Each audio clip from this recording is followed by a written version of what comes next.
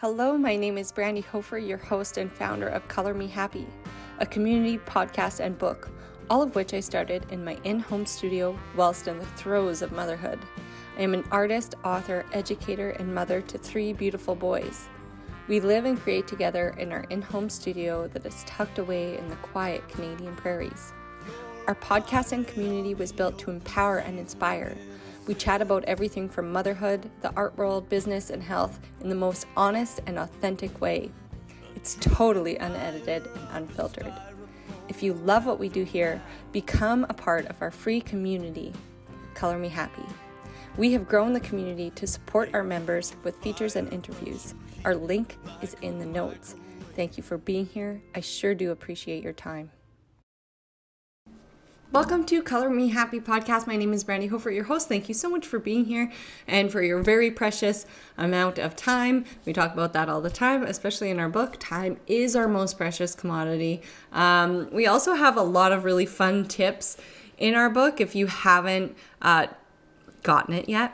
It's like the reviews are so wonderful. It fills my heart. And really, it's a book that I wrote to get through. I wrote it during the pandemic, which many people, I think, went back in to themselves and tried to discover what it is they wanted out of life. And it was a culmination of like how I got through grief and how my creativity saved me and how spending time with my family and my children made me grow into a motivated woman who drives for success and wants to lift others up with her. But it's very raw. So there's some F-bombs. And I remember my cousin was editing or like giving it the first read through. And she's like, I'm crying. It's page 11. Come on. So it's a very touching book, and I feel like a lot of people can relate to the raw struggles. And it's not only that, but like it's very motivational, and it helps you get out of bed in the morning, and it helps you view the world in a very different, creative way in order to see your everyday ordinary as extraordinary. So check that out. The link is in the bio. I'm very excited about our guest today, Jenna Kast, because she utilize social media and her marketing skills in order to become a full-time artist and make it work for her creative life and creative living. I love seeing her journey through social media. So you got to look at social media as a tool, not as a stress point, but like your ability to grow. And when you invest your time in it and invest like a nice, good stick to it attitude and just like, this is something I do and it's a regular thing to post. I think you can really grow in that way and then keep stepping up your game. Jenna mentions at the end that she's on Pinterest, and we're just recently exploring Pinterest. I've wanted to for a while, but I only have like so much bandwidth, obviously. And I worked on last summer growing my team, so adding a couple members to my team. And so Alex came along and she started posting on YouTube for me. So just recycling content. So you don't always have to make new content. You can recycle content you have.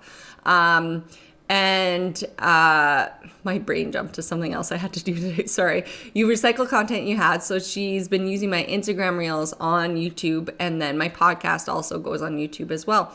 And it's just starting to grow. So we started that in the summer. So you just got to keep at it on a regular basis and like post. She posts shorts daily on YouTube. I post reels and photos almost daily on Instagram. And then Alex started exploring Pinterest for me, which was really cool. And we're already seeing, it's the first week of data. We're seeing like traffic on the site. So that's good. Like it's not a ton, but it's like for just starting out on something. So Jenna Kutcher's right. Pinterest is the way to go. I actually bought Alex a Pinterest lab from Jenna Kutcher, who, by the way, on April 29th, I am on her podcast. Woo woo. So excited. I don't even know how that happened. That was like a crazy moment. Anyway, I probably talked way too much. and who knows about what. Anyway, yeah, this is a very cool episode of how you can, if you're wanting to, I mean, if you want to do anything, you can do it. Shift into like growing your creative career. That doesn't mean quit your job tomorrow. Please don't. But figuring it out a way and a schedule and a habitual routine to make it work for you. And like maybe in 6 months, you're like, I want to grow on socials and my business and get a website going or whatever it is. I think like socials are a better place to start than even a website because it's your online portfolio. I've gotten so many jobs from Instagram. Oh my gosh. Okay, so I'm actually putting together a little marketing course because our freebie was so freaking popular. I'm like, I need to have a tiny marketing course, very affordable. I'm thinking of keeping it like under $20, like a mini course, a mini lowdown, because I've actually learned so much recently about changes, and we've seen success and growth in some really cool ways. So I have some like really big secrets for you in that. So keep posted for that and enjoy this episode. Thank you so much for being here. Feel free to join our Color Me Happy community. It is free, and we have weekly inspiration there and member features on the podcast. So if you are interested in being on the podcast, join the community and get sharing. We'll see you there. So welcome, Jenna. Thank you for coming on. It's so nice to meet you. Yeah, thanks for having me. Yeah, so why I reached out originally was because I love the fact that you had taken this like big deep dive, and it was like going way beyond what you expected. Am I correct in saying that? Mm-hmm. Yeah, for sure. Yeah, so what were you doing before that? Like, were you painting the whole time? Did you have an education? What was your plan? What was your mindset around that? Mm-hmm. So,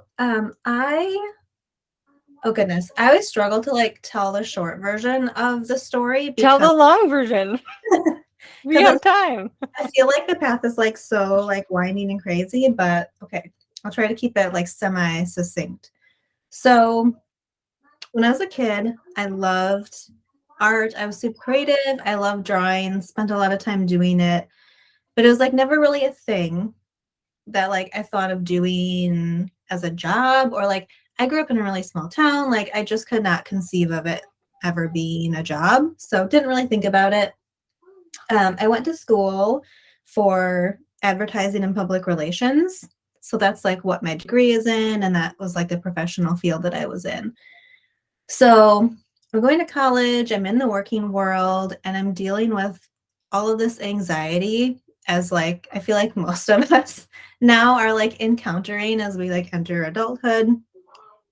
And I was thinking to myself, like, I need a hobby, or I need something to do that is a good outlet for, emotions and for my anxiety.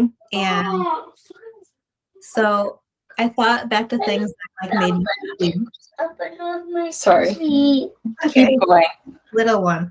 So I thought back to things that made me happy, and I thought about art. So I went to the art store, bought some art supplies. Anyway, discovered that making art was a really good way to deal with that anxiety, and started painting, creating, hand lettering, watercolor painting, just like anything to sort of have a creative outlet. And then in early 2019, I started abstract, because that's the type of art that I really loved. And I felt like, there are no forms or figures. So it should be like really fun and really cathartic and expressive. So I tried my hand at that. I am like sharing this on social media too, just kind of like sharing my journey, sharing what I'm doing. And people just really responded to it, like really responded to my work. So I had already been working in like marketing and graphic design. So like I knew I had kind of like a natural eye for things, but people started asking like from the beginning if they could buy the work I was making, which was never my intention when I set out doing it. But then I was like, this could happen. Like I could make this happen in terms of like having an art career where I sell art and like that could be like a legitimate business. So I'm like, okay, if that's the case, I need to invest some time into this. So I was like, okay, I'm gonna take 2019. I'm gonna paint as much as possible. I'm gonna start like trying to sell my work. And I did, and everything just kind of like started to build up. And early 2020, like before COVID times, in February of that year, my work like really started to take off and started to really be collected. Um, when COVID hit, I was like, okay, well, this is over because I can't do any art markets or, any events to get my work out there. But that wasn't the case at all. I found like a huge collector base online, and online art sales skyrocketed. So I did my first sort of formal collection release in May of 2020 and like nearly sold out. And since then, it's just been like this steady growth supported by just awesome collectors from like everywhere around the country. It's been so cool. That's amazing. Yeah, In it's been like a such really, a short period of time, it's been right? really, I mean, comparatively, I guess it's been really fast. So Yeah, I've been in the biz for 16 plus years, and I'm just gonna stay with 16 plus from now on. Mhm. Because Yeah, yeah, like from when I sold my first, not we're not talking like childhood when I sold my first art right. for $1 or anything. When I counted as when I started, like I sold my first painting for whatever, $250. And so which was surprised. I collected someone's art today and she's really great and I love her. And now to think that I'm like, why was her piece $250? If that's where we're beginning.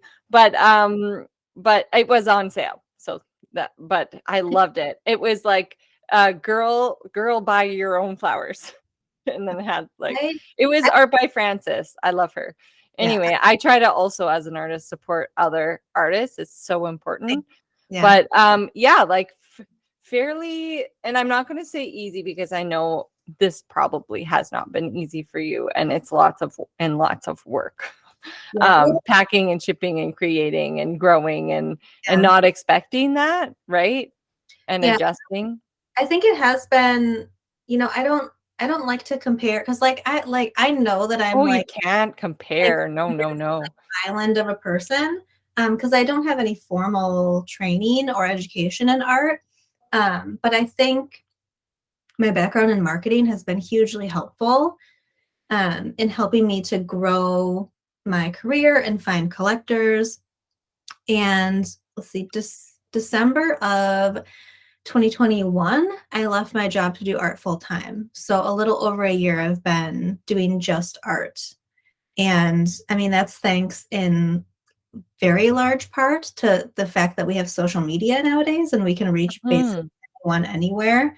So it's been really, I almost like as a marketing nerd, I almost treat myself like a marketing experiment because I'm in a fairly small town. I mean, Green Bay isn't that big. It's like, the metro area is probably like 200,000 or something like that.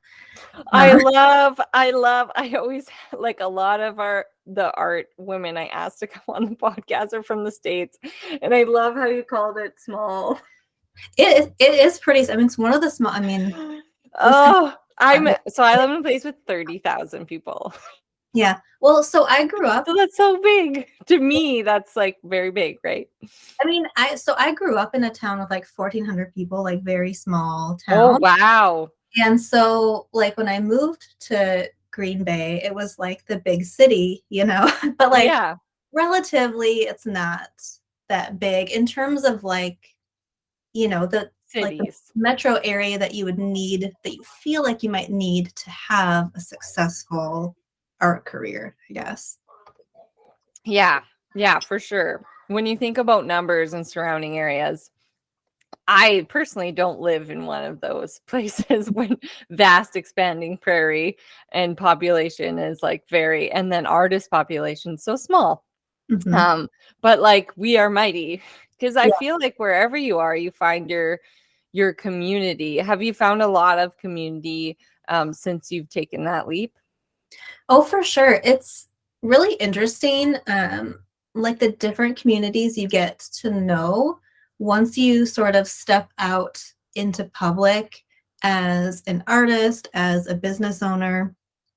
And Green Bay has a really solid and growing arts presence. Like we have a surprising number of artists here. The city has been embracing public arts more so over the past like several years. And so it's been really fun to see that grow and to have that community here. And we also have a great community of just like creatives in general, creative business owners, entrepreneurs. So it's really nice to have that network of people to like build up those connections, even if they're not, in the arts necessarily. It's great to have those people to connect with. And Green Bay still feels like kind of a small town, so it's easier to like, to upkeep that web of connections. Yeah, yeah. I think wherever you go, you can find, like, even if you're sitting online, right? If Oh, like for I have sure. found so many, well, that's how we met, right? Yeah. Yeah. It's you can find people who like speak to your soul and people who have great stories. And for example, I had Carolyn King on this morning and she like talked about how like her story was so amazing and like where she's been in the States and then she like lived in Mexico for 30 years in this like art pod. Like it's just so neat where your creative path can take you and the people that you meet along the way. And you've got to think that there's like a reason behind it. Like something like was meant to happen that put you in that position. And I feel like when we talked about like your marketing Mhm. experience, like that is crucial to, you know, your path and your journey and how it's gone for you. Yeah. Absolutely. I have people DMing me about, asking me about, I want to be a full-time artist. Like, how do I get there? Or, should I go to art school or this? And I'm like, I never want to like give an answer because I'm not necessarily an authority on anything. But, for people who are like, oh, I want to be a full-time artist, like, how do I get there? I always suggest take business classes. Business Ah, classes, great advice. because even, if you're in school, take them. If you haven't gone to school yet, make sure you take them. If you're, kind of past the college years, there are so many like small business associations and local community colleges that offer small business Or classes, even online. Yeah. even online. And, I always tell people like you're already an artist. So you've got that down. You've got like that 50% of it down. The other 50%, it's not like, oh, if I just paint more paintings or if I spend more hours in the studio, it's the business aspect of it. Like being a full-time artist is being a business owner. You know And what? You are like 1,000% correct. I'm just writing down the title of our podcast, The Business of Art. Because I was very artsy and went to art school and did all the stuff and then walked out of art school and went back into hospitality, right? yeah, And so that's a time suck. That's a lot of years. Not saying I'm not discounting the fact that hospitality has given me very great gifts of communication and people skills and yeah, how to sell stuff, yeah, right? yeah. So that is like life experience in that realm. Mhm. And I'm still using those skills today Yeah. as we speak. People skills are so important. Writing skills, business skills. When you are running your own business and it is self-motivated, it Mhm. takes a lot of self-learning. And that is through either experience or education of some sort. And you have to decide, where you put your time and where you put your energy. And right after hospitality, I actually fell into a business role but only because of what I was teaching myself with marketing. And then I fell into a marketing role for 4 years, oddly enough. And even though I went to art school, so it's like, I would say 75% business, the rest is art making. Yeah, I would totally agree with you. My husband is a business owner too, and we connect on a lot of similar aspects about it because owning a business is not, I get to spend 90% of my time doing the thing that I love. No, it's you get to spend 20 or 30% of your time doing the thing that you love. And then the rest of it is like the stuff that you have to do to build your business and market yourself and promote your work. So I think that's the aspect. Like I've talked with a lot of people who have come out of art school. And I think whether you come out of art school or whether you come out of like other, university or college programs, there's an element that's always missing about the reality of the working world that I think you can really only learn once you start working for other people.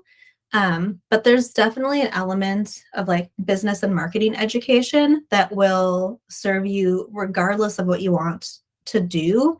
I was at a networking event the other night and I was speaking with someone else who was there, and they were saying, their child who is like now like almost going into college age is not sure what they are going to do.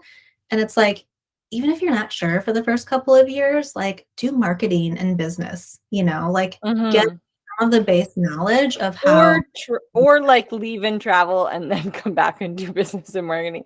I feel like it's such a young age, Mhm. and you need to figure out who you are first before you go sit somewhere and throw yourself into some, well, only because I'm coming off of a very, Carolyn went traveling. She was like the first thing she did. And I traveled as a young person too, in between the hospitality time. And traveling alone, there's so many life skills, and you can find out who you are and learn how to overcome fear, which is a big one without your like parents around to, get on a train and then not be able to get picked up and be lost in France, which actually happened to me. Just Right. like, and that was scary, landing in Paris at the big train station, whatever it's called, guard, whatever. That was scary, but Mhm. like I figured it out. And I think those are important steps for, like a 17 or 18-year-old. Yeah, They're still such a child to yeah, be just like, time to work is like, oh, yeah, there's something to that's be said sad. That's the saddest for part about experience. Yeah. society, I think. Yeah, having the life experience, working for other people, living your life. I mean, I was in my like late 20s, early 30s when I started like reconnecting with art. And I'm 30. I will be 38 soon. I'm like, I had to think about it for a second. Oh, we're like the same age-ish. Yeah. So, you don't have to have things figured out early in life. Like I've kind of always, it seems like we have like very similar, like winding path stories to where we are now. And my only like concern or consideration when I got out into the working world is like, I want to keep learning. Like I want to, further my knowledge on social media or graphic design. Cause, when I went to college, like not to date myself, but I'm going to, like social media marketing wasn't a thing because Facebook just came out when I was in college. Right. So like ads on social media like didn't exist. Like only college kids were on there. So, things like social media and even graphic design, I taught myself as I was working. So even the things that I ended up doing full time for other people are things that I taught myself. So, yeah, the thought that like whatever you learn or whatever you do in college is the path that you have to be on forever just could not be farther from the reality of being in the world. Mhm. Mhm. I get so excited when I do learning, and like, or when I listen to like Jenna Kutcher, or I'm listening to the Melinda Gates book, and I was like, oh, philanthropy, philanthropy. well, first I have to learn how to say that word Okay. before I can get into it. I was like, that sounds so interesting and like so much purpose. I'm like, but I'm not married to Bill Gates. Yeah. So How does that work? yeah. So how do I get money? No, I am like I'm doing, because I painted for so many years, like just strictly painted. I burnt out Mm-hmm. from just painting so Oh, yeah. much, Yeah. so much painting. And when you don't market a whole bunch and you just paint and you're just like, I'll just post pictures of my nice paintings, like you get a lot of paintings. I always sell, I've always sold a lot, but I was always so prolific. Like I'm just like, slow down. There's no emergency to finish the paintings on your wall. Just Mm-hmm. like take a breath and focus on what you're doing. And so I've moved on from just focusing on a studio practice to expanding into what can that mean for my community? How can I raise money? How Mm-hmm. can I give back? And finding purpose behind and the power of art. Like it's Yeah, so powerful. absolutely. So it's like our journeys are similar but not the same, in the fact that, you know, I just am stepping, it's still in the art world, it's just another like path within that realm. And I love connecting with others and hearing what they're doing and how they're making it work. And because what you're showing artists is it's totally possible. And the information you're giving them is like, you know, you need these skills in order for it to probably work. Because in our day and age, like take a gallery model, for example, like a gallery is representing probably 10 to 50 other artists. Mm-hmm. So they're not going to represent you in the way that you need to be represented. Yeah, they're Um, divided at best. yeah. So what does that look like for a creative? And it looks like, you know, and I'm going to give some of my own advice and I'd love to hear yours too, is really great photographs, really great photographs, really great videos. And at this point in time, when you make an investment on a good phone.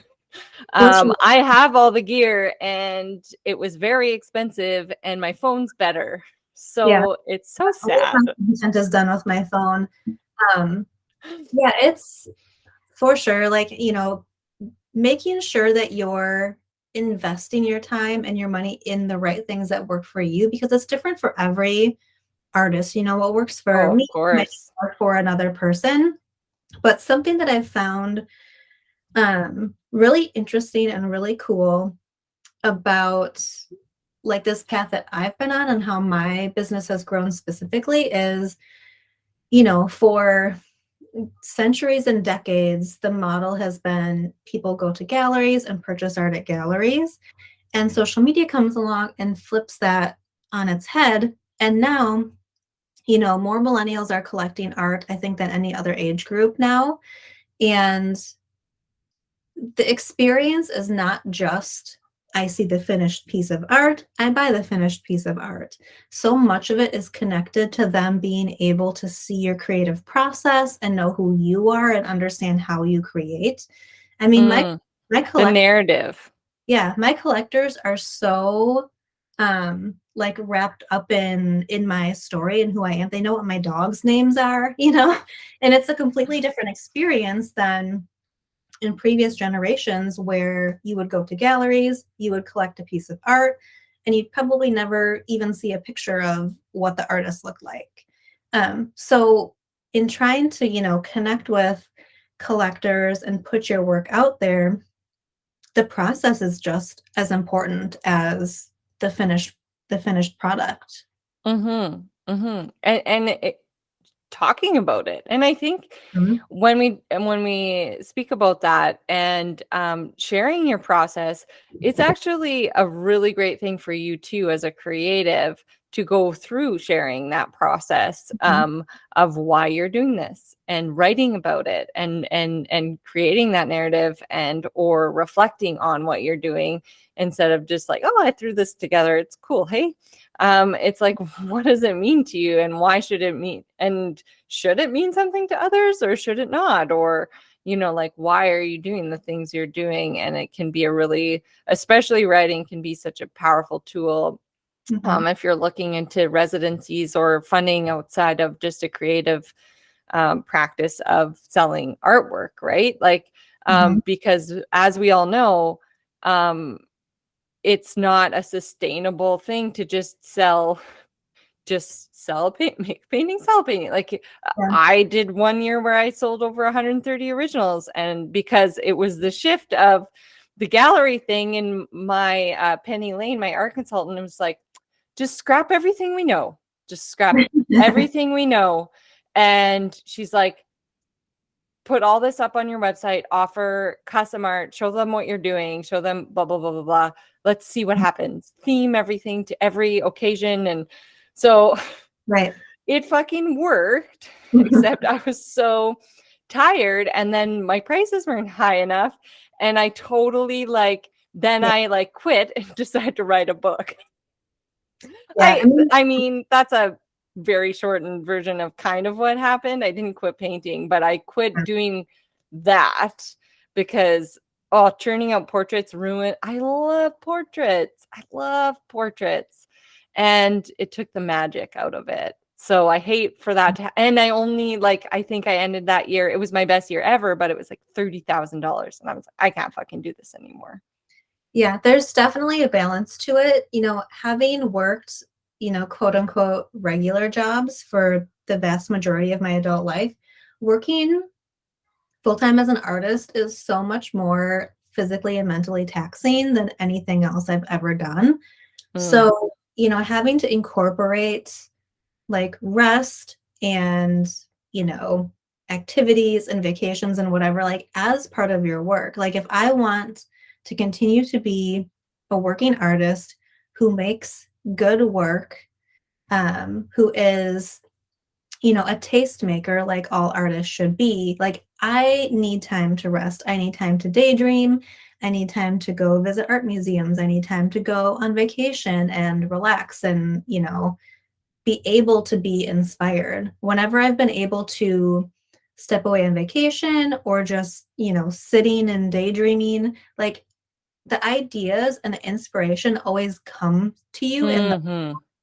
so the idea that rest is work is, something that's really unique to being a creative for a job, but it's so essential. You can't force yourself to create. Like we're like physically manufacturing things from our brain. And, I think a lot of times we don't think about how like amazing and cool that is, but also like where is it all coming from? Like Such a gift. you have to keep feeding that and you have to keep nurturing that if you want to be able to consistently turn out good work. Mm-hmm. You're so right. And yeah, I wasn't honoring myself, my family, or my work. And well, I also I wrote that in my book. Mhm. Like it takes people through self-care. And so I founded a little art academy in our public school system. And that's the first thing we come in and do is I call it creating and making space. Mhm. So, like, when does that magic happen? And it comes in the quiet, restful times, like in meditation, on walks or runs, or anything that, Absolutely. isn't. And it's so important to teach. I feel, well, everyone should practice it, obviously, but Right. to teach You. young people now because, like, they're constantly have something that's entertaining them. Mhm. And this one volunteering thing I did last spring, I was like, work on this later when you go hang out and play music in your room. And they all looked at me like, old lady, we don't listen to music. And I was like, what do you mean? They're like, we watch videos in our room at night. And I was like, obviously, yes, of course. You don't listen to Jewel or Sarah McLachlan on your on You're so your CD player in your room. Right. And feel your teenage feels. Got it. right. We were doing performance art and they all performed their scripts that they had written, and it was insight in a teenage girl's brain, and you forget as a grown woman what it was, the chaos that was going on. It was all murder, and the boys would always be murdered and die, and they'd like be falling in love, and I was like, this. And I have a male counterpart who is my teaching partner, and we're just like in shock. And I took video for them, and he's like, what are you going to do with those? I'm like, I don't know. I don't know if we can share these. I don't think so. Yeah. So it's so important now more than ever to teach those young people those quiet skills, Yes. and that place and that safe haven for them. Clearly a safe haven so they don't get murdered or murder a boy or partner or anything. Yes, it was special, but so funny. That's how I've expanded my practice too, is just like, I need to go show other people what I'm doing, because it is really fun, Mhm. and it's very rewarding, and of course I'm so proud of them, and I never thought I'd find myself in that role, because Mhm. when you're like, I'm a studio artist, it's so serious. Yeah. Well, I think that's, that might be one of the differences between, people who have an art school background and people who don't, is like I don't have I never had any idea that like You didn't get bullied in art school. That's what it's didn't true. happen to you. I I cannot tell you how happy I am that I never had to deal with art critique. And like it could go either way, right? Like I think it's totally valid for people to like maybe look at my practice and look at my work and be like, "Oh, well, you never had to go through getting critiqued."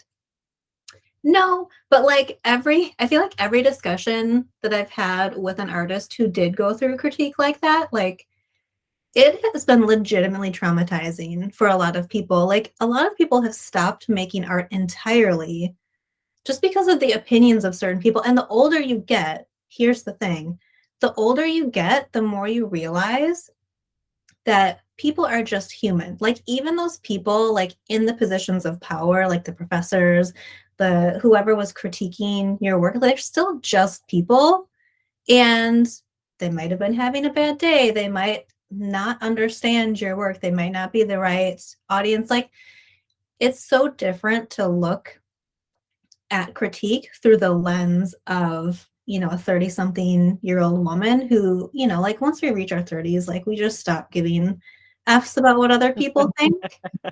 So, I'll get comments. I don't get a lot of hate comments, which I think is kind of crazy for like the number of followers I have, because I feel like usually those people filter out of the woodwork once you start getting like a certain number of followers.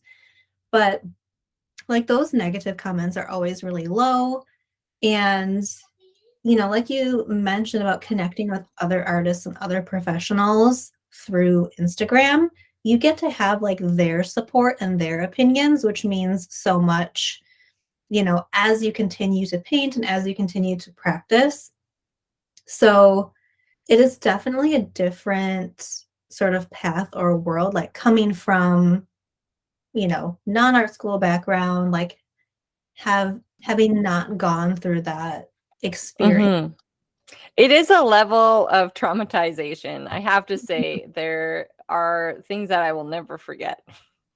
But there is, and it sucks because those stay with you. Like the negative comments on social media.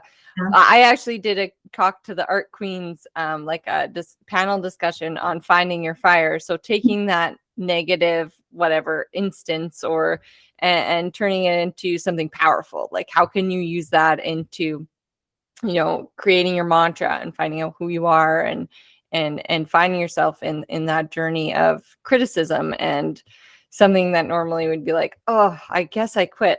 Like instead of that happening. Yeah.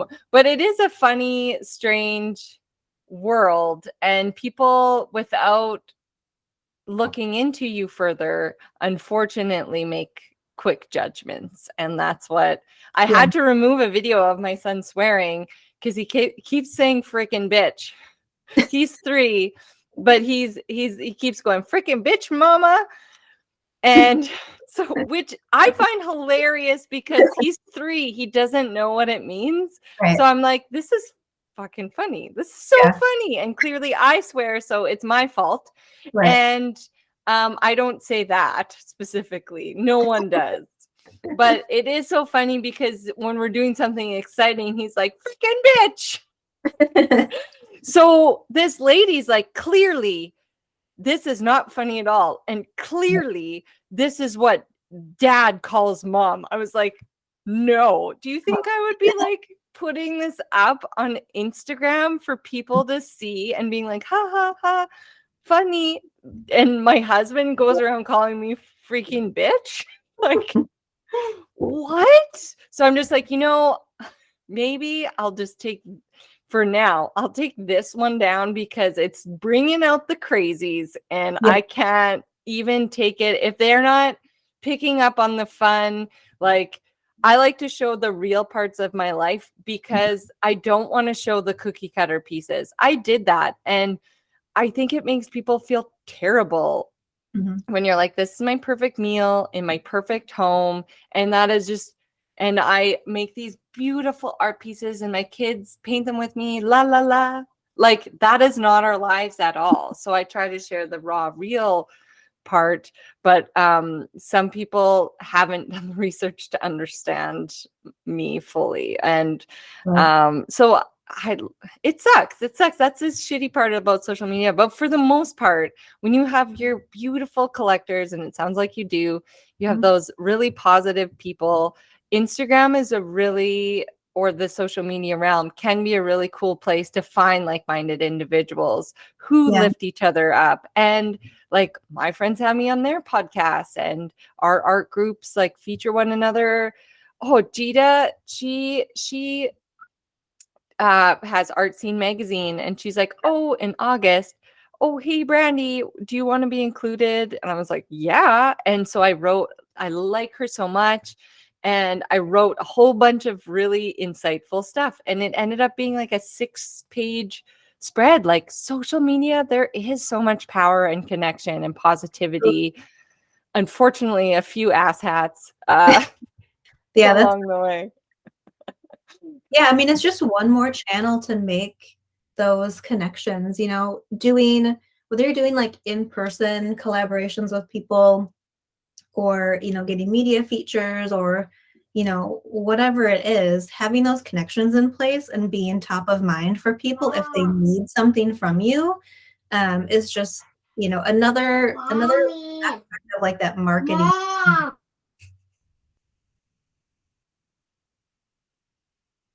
Go ask your dad. He is here. Dad said this is a boiled egg. Well, you're going to have to... Was it in the basket?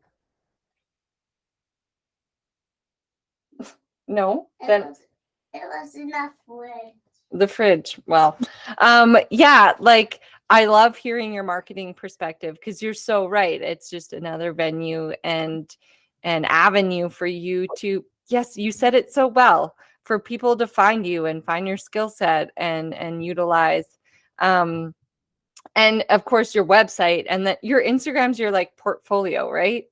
Exactly. Yeah. I mean, the ability to have this platform where potentially millions of people can see your content is, an amazing extension of like your website or like what you would normally have as your like home or your space online. So, what I always tell people is like your Instagram feed is like your portfolio. So it's where people get to know your work and who you are through your captions. So, I always advocate for... I'm a freaking bitch. Yeah. For like writing in-depth captions. And then the stories element is great for sort of sharing your day-to-day and like the personality stuff.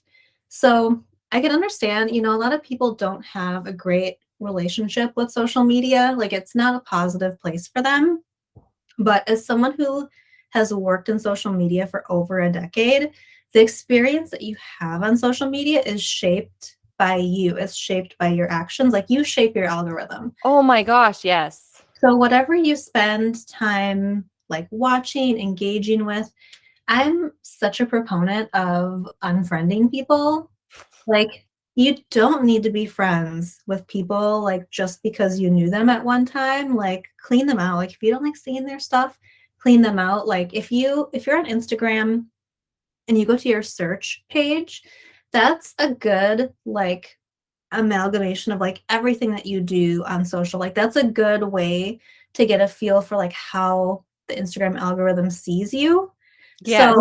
if you Mine go is covered in artists, right, if you obviously. go view your search page, you can kind of see like what the Instagram algorithm views you as, and then whatever types of content you view and engage with, you are altering that algorithm. So if you feel like it's not like a great healthy space for you, you can actively cultivate a better one, which is really cool. It is really cool. Thank you for that advice. I think it can be, well, mine is like uplifting women power and Mm, then like uplifting quotes that I can share and then artists, of course.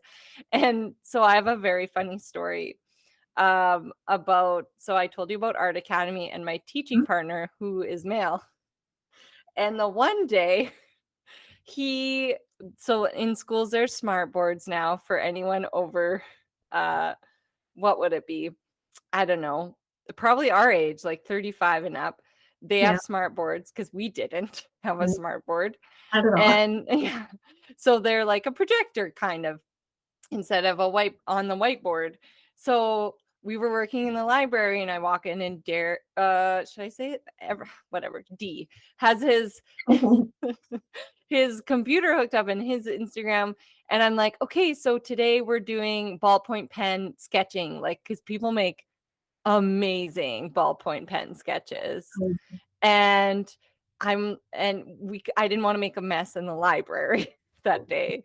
And so all we do is sketchbooks and ballpoint pens, right? And research. So research-based ballpoint pens. I'm like, so let's just pull up your Instagram and we'll search up people to show the students and we'll watch some reels and whatever. And he's like, but it's my Instagram. I'm like, yeah, because mine's again, it's all uplifting.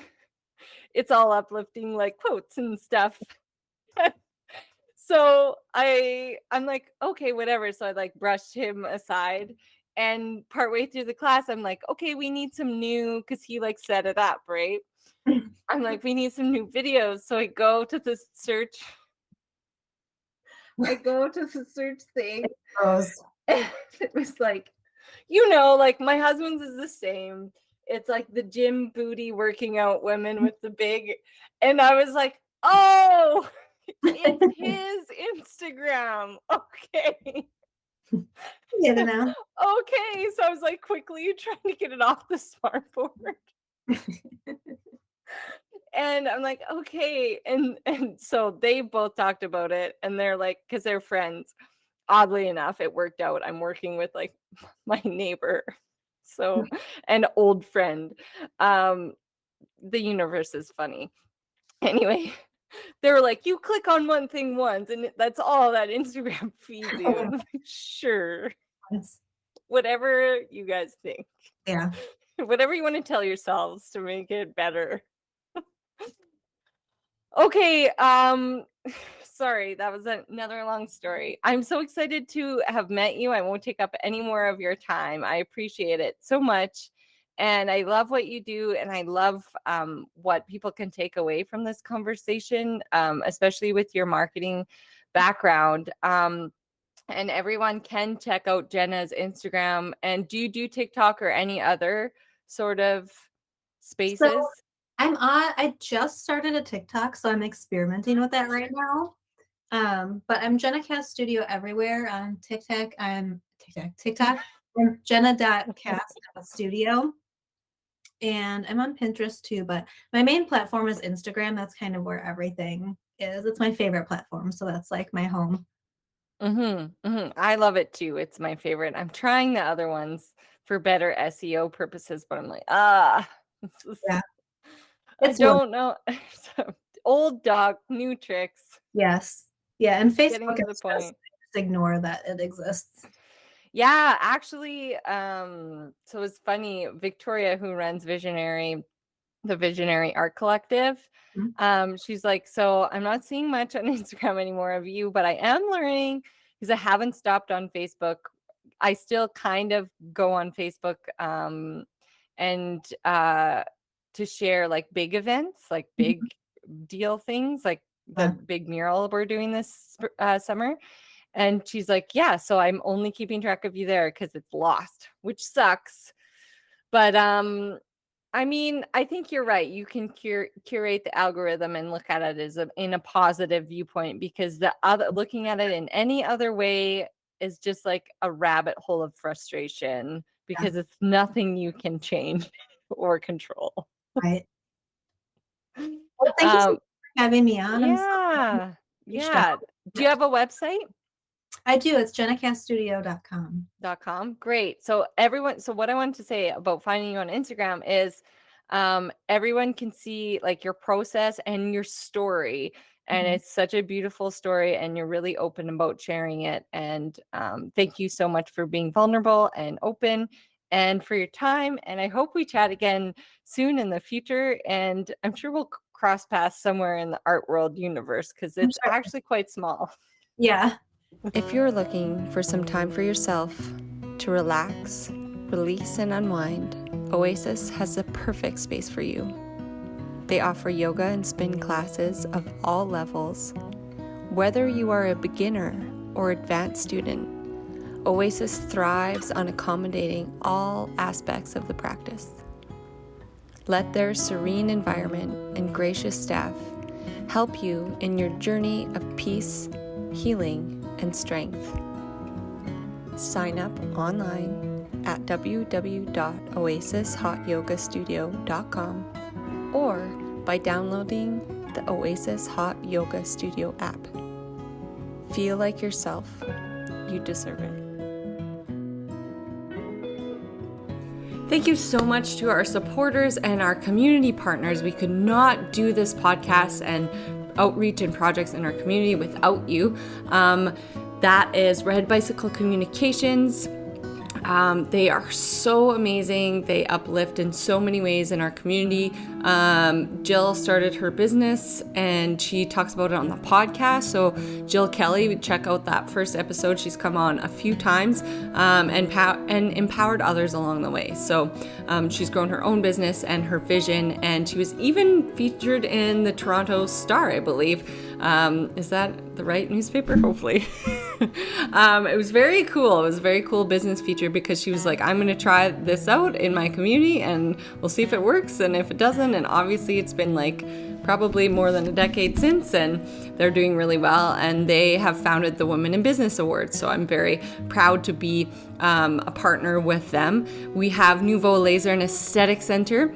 I love them so much. They make me feel good in my own skin. It's one of my biggest touch points and what I'm most self-conscious about. And I recently have been starting to get some of my tattoos removed that I got when I was 16 and 19. So obviously I didn't think those through, but it doesn't hurt, which was very cool and very surprising. So they are the only people locally who do tattoo removal, and of course, face treatments and a whole bunch of another like laser hair removal and an array of, you can do injections and a whole bunch of stuff. So check Nouveau out. We also have BioClean Disaster Services.